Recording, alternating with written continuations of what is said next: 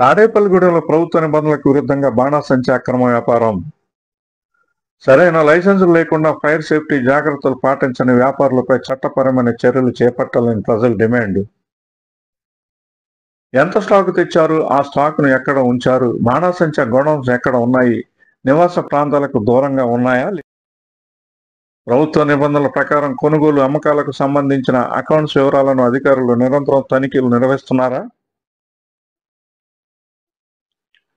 బాణాసంచా అమ్మకాలకు ఎలాంటి నగదు రసీదులు ఇవ్వకుండా రహస్య లావాదేవీలు నిర్వహిస్తున్న వ్యాపారులపై చర్యలు చేపట్టారా?